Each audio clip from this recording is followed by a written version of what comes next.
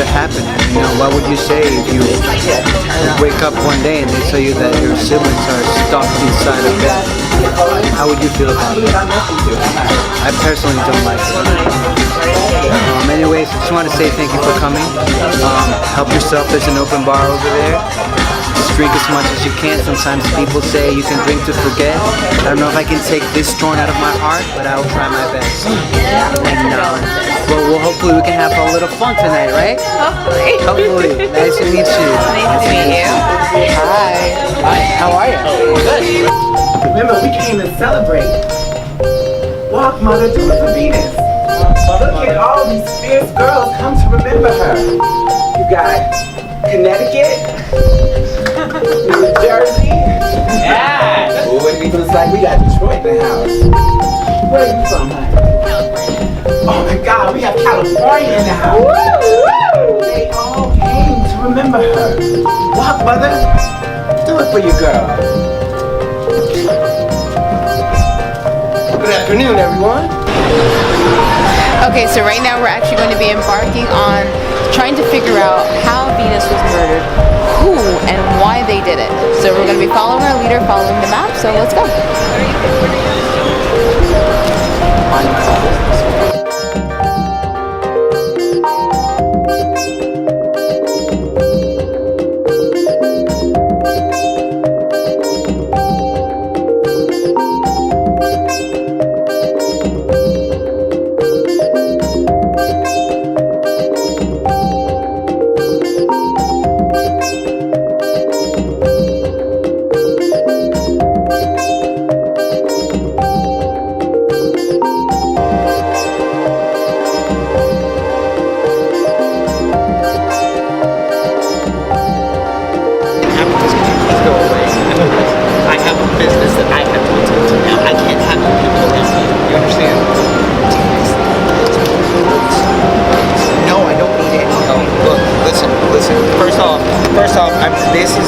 This is hers.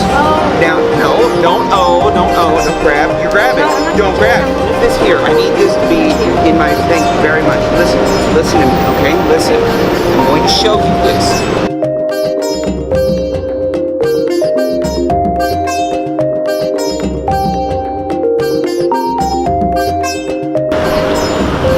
Why are you out here? I don't understand why you out here when you could be inside and be celebrating her. How come you're not allowed in? What do you think happened to her? I'm waiting for a client. What happened to your eye? I'm waiting for a client. What? What happened to your eye? I had a fight with my client last night. Al? What's your client's name? I don't kiss and tell, okay? I don't kiss and tell. Where do you meet your clients?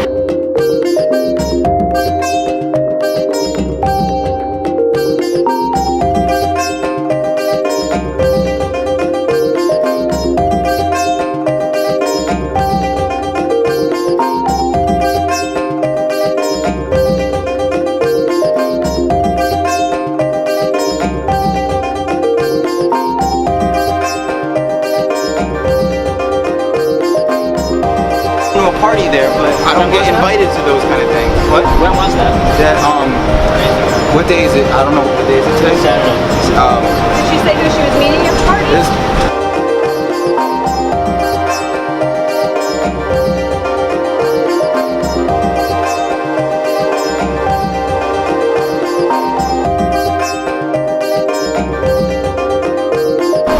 Come over here.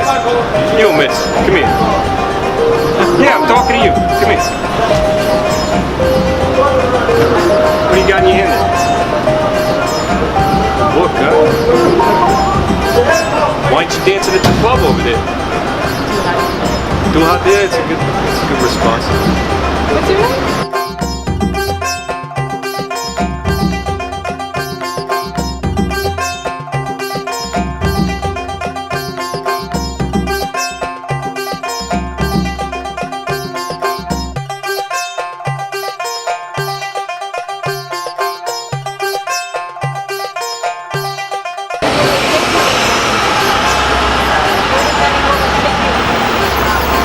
I used to go everywhere, honey. Just spots, eat. He would take me shopping. Yes, nice places. What hotels? Maybe it's so many of them, I can't remember.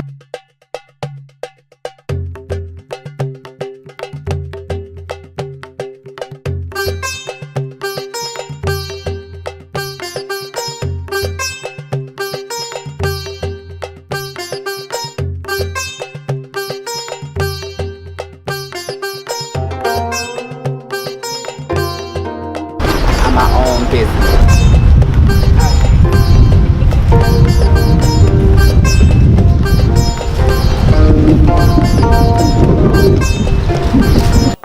Hey guys, this is CADMA here from Bitten Apple TV. Now, my amazing, incredible, beautiful friend, that's my other wife that I often joke about, Nancy Yendigonova, she told me to check out Live in Theater, where basically do these incredible, kind of like live action, solving a crime, makes me feel like I'm Batman in real life, as close as I can get.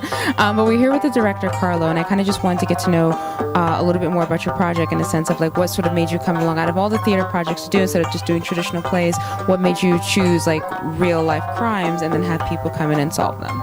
Great. So at the core of what we do at Live in Theater is we want to get people to play, right? I feel like we live in a day and age where people are so disconnected because of technology. People just don't really connect. So we want to give people an opportunity to engage not only with them, with the group that they're with, but also with in the city, with history, and with our amazing actors. So that's why we take them through the streets of New York City, and they're reliving real historically inspired murder mysteries and getting up and close and personal with the characters. Okay, so when you're selecting these crimes, I mean, do you sit home like I do with Law and Order, just picking out a good episode, or how do you pick out the crimes that you want to do? It really comes. I don't. There's no specific way. I just have an idea. Like all of a sudden, I have an idea that'll come to me. But the more that I reflect on the ideas or the through line to the work that Live in Theater does, I'm fascinated by people living on the margins of society, the marginalized communities. Why? Because they're fascinating characters, complicated characters, complicated storylines, and it's not socially. I never set off to do anything that's socially relevant that's going to affect positive change. But if you can walk out of here having a blast and solving a murder or not solving, being frustrated you didn't get it right, but having a good time interacting with awesome actors, and then you also reflect on the fact that, whoa, this really happened in 1988. You know, trans women of color have had the hardest time out of all the LGBT community, facing the most backlash historically. So it was a pivotal story to tell because it's an unheard voice. So how do we amplify the unheard voice? You know? People don't really want to do it. People, I don't know. It just becomes a fascinating study. It can be a fascinating study in history too. History, if you don't know it, you're gonna repeat it. So especially like for young millennials that are so positive and usually for the most part, you know, they're so welcoming of anybody and everybody, to have them come and experience Fierce and Deadly 1988 and get a glimpse, a little look into the way it used to be. Yeah, and we're only talking about 1988, but vastly different to the way it is today. So when it comes to directing the actors and directing the crowd, I did see you outside as well, what is the most difficult part about doing that? Well, directing the crowd is or orchestrating, making sure that they're not going rogue. It's people going rogue, and people, like, if you remember at the very beginning of the experience, one of the characters says, "Don't put your hands on anybody out there," and that's there for a reason. In the very beginning, we've been around for 9 years, going on 9 years. In the very beginning, we had people get very physical because they get so into it. So they were throwing actors up against the wall, interrogating them. We had a tour guide, no lie, grab one of the actors and put him in a headlock. So we decided, we need to make sure that in the context of the story, make sure in character to say, don't put your hands on people. So it's, you know, people getting super into it. Or sometimes people will be like, oh, that person said Canal Street, we got to go to Canal Street. And then boom, they're gone like for an hour and a half. They come back, nobody's here. Like, oops. Or if a character says, you know, the one character says, you need to get in a cab, go to 175th Street. And people are like, wait, am I supposed to get in a cab? So doing stuff like that's challenging. And the actors, we work with really incredible actors, so directing them is a dream. So, Did y'all hear that? he said you guys are a dream. You guys were fantastic. I loved you all. So I do have one other outside question. So when you're dealing with like something back from the 70s and the 80s, and then you have a millennial actor come in, do you feel like they transition well for like that understanding of like how it was if they went up to 42nd Street when it wasn't so pretty, or do they just think it's a lot of glamour? Well, we give them a lot of resources. We give them historical context. You know, every actor gets a lot of information on the history.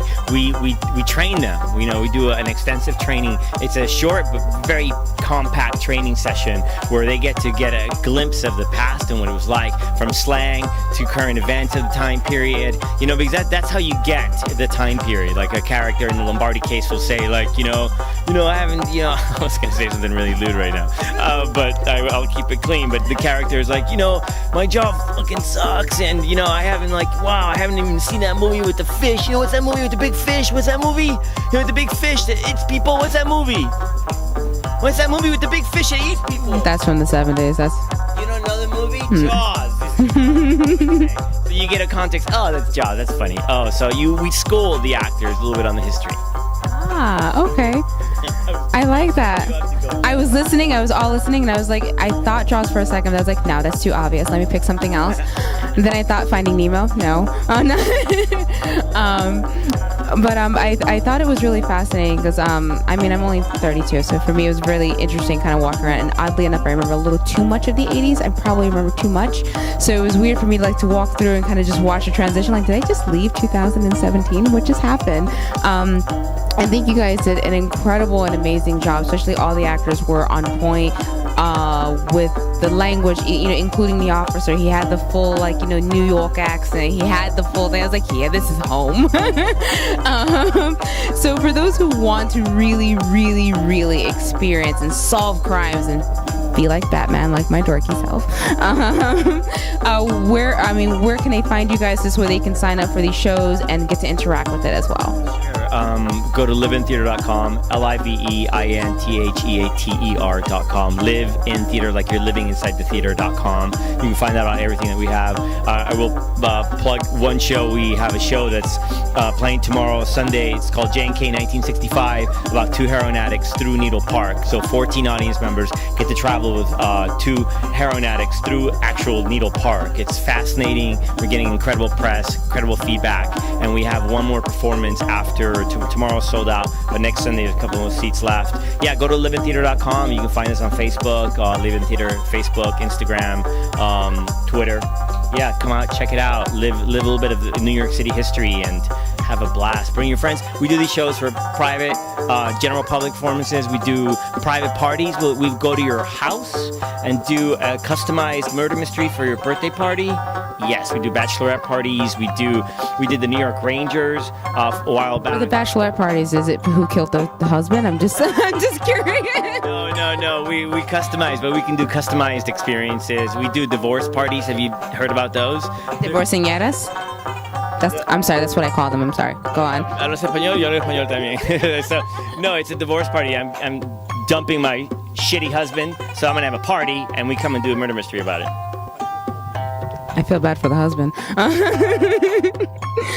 Make sure you guys sign up, check it out. It's an incredible experience. If you're a millennial, you get to know a little bit about the past and why we make fun of you so much. We still love you. But make sure you guys check this out. This was an incredible experience for me, and I'm actually really happy, and I'm looking forward to coming to more shows. Thank you so much. Bye. Everybody together! Open! Bam! Now chop! Chop! Awesome! One more time, you guys are getting it. Open! Stand! Oh, they're quick learners. And chop! Beautiful! Now next is posing, better known as couture. It's done, okay? So pay really close attention. Get it, bitch! All right, Miss Pepe. You better work, bitch. Slay. Yeah, you want to vote with me? Yeah. That's right. That's right, baby. Yeah. Ready? 1, 2, 3, go. Walk. Oh, let's do a walk. Sashay. Yeah. Sashay, Shantae. You better work, bitch.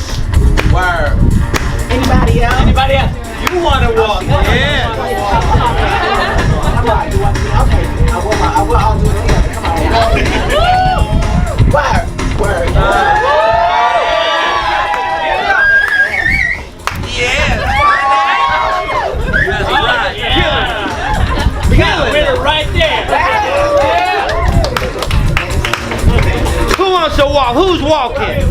Who is walking? Okay, 1, 2, 3, walk. Yes. Yes, honey. Yes. So much. Y'all better represent. Go ahead. 1, 2, 3, and walk. Show, honey. Yeah. Get it, girl, get it. Your turn. She's a natural one. Go walk, girl. Go. Go walk. One more. Last but not least, all the way from Italy.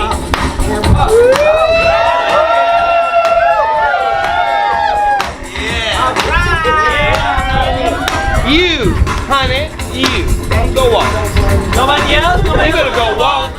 Nobody else wants to walk? We need some more person. She wants to walk. Mary.